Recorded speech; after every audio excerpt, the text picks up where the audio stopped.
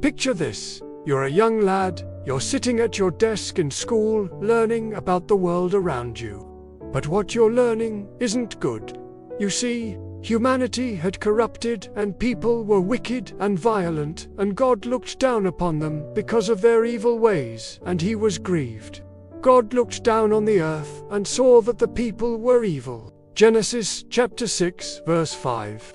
Then the Lord saw that the wickedness of man was great in the earth, and that every intent of the thoughts of his heart was only evil continually. And it grieved him. It grieved him so much that he was sorry that he had made them. And the earth was also corrupt in God's sight and filled with violence. So God decided that he would make a way for new beginnings. So he chose one man, Noah, to survive this judgment. But why did God choose Noah? Well, he found favor in God's eyes. He walked with God. God said that he was a righteous man, blameless in his generation, and he walked with God. This is something that we should strive for. To walk with God and to have favor with him. Genesis chapter 6 verses 8 through 9. But Noah found favor in the eyes of the Lord. And Noah was a just man, perfect in his generations. And Noah walked with God. And he had sons, Japheth, Ham, and Shem. There he had a son, and they walked with him. Now, when Noah was 500 years old, God came to him and said, "Hey, you build me a boat. I want you to build me a boat, Noah." And so Noah did what God asked him to do. He built a huge boat, or an ark, as most people call it, out of gopher wood, and he covered it inside and out with pitch. So let's take a look at how big the ark actually was. It was approximately 300 cubits long, 50 cubits wide, and 30 cubits high. Now, if you don't know, there are different types of cubits. We're going to use the biblical cubit, which is equivalent to about 18 inches. So using that conversion, we can say that the ark was about 450 feet long, 75 feet wide, and 45 feet high. That is a massive boat. The walls of the ark were probably about 2 feet thick, made out of cedar wood. And the doors of the ark were made out of cypress wood. And there was a window, or an opening, about 2 feet by 1 foot, so it could be opened and shut. And once the ark was built, God commanded Noah to bring into the ark 2 of every kind of animal, male and female, to keep alive their species on earth. So he took in pairs of all kinds of unclean animals and birds.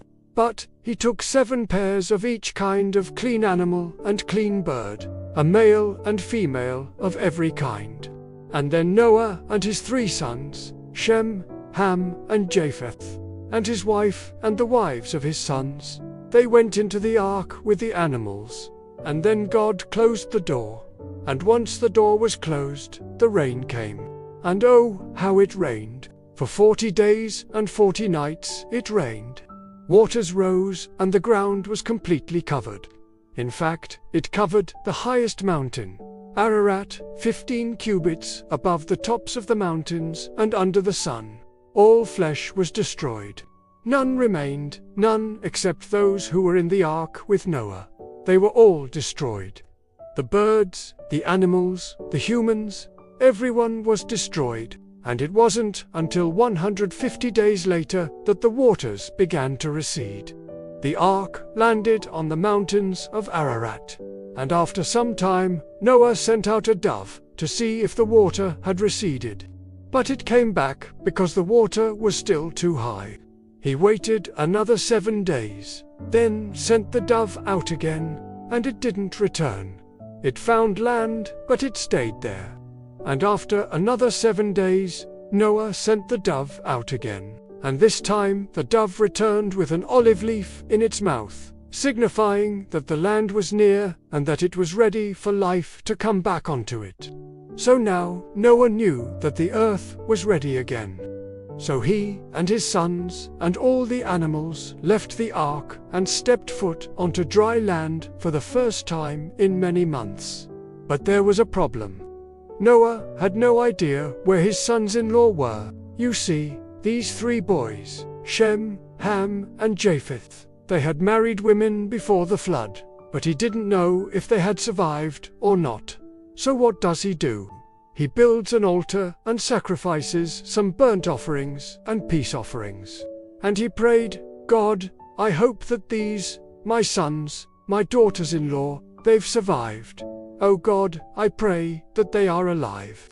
And God heard him. He smelled the sacrifice, and he answered Noah and said, Yes, the earth is yours, and all the offspring with you. All the living creatures that are with you, whether beast or birds or livestock, and they shall fear you. And you may take every kind of food that you desire, all that I have made, and surely you will be sufficient for them. Then Noah built an altar to the Lord, and took some of everything, clean and unclean, male and female, and he burnt it as a burnt offering on the altar.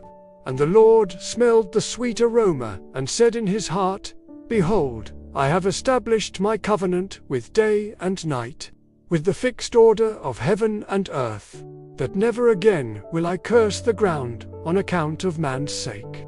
For the imagination of man's heart is evil from his youth, even the imagination of his heart. For I will no more destroy everything living as I have done, and never again will a flood come to bring destruction to the earth. Then God said, This is the sign of the covenant I have established between me and you and every living creature with you, for all future generations. I have set my rainbow in the clouds. It will be the sign of the covenant between me and the earth. So there you have it. God promised never to destroy the earth by flood again. He made a promise, and he put it in the sky for us to see every day, a beautiful reminder that God keeps his promises. I hope you enjoyed this retelling of the story of Noah's Ark. If you did, I invite you to check out the other videos we have on our channel. We have animated Bible stories and original music. Our channel is our way of spreading the gospel of Jesus Christ to children all around the world. We would love for you to join us in that mission. If you haven't already, I encourage you to hit that subscribe button so that you can be notified when we upload new videos. Until next time, remember to always keep Jesus in your heart and to read the Word so that you can know him better.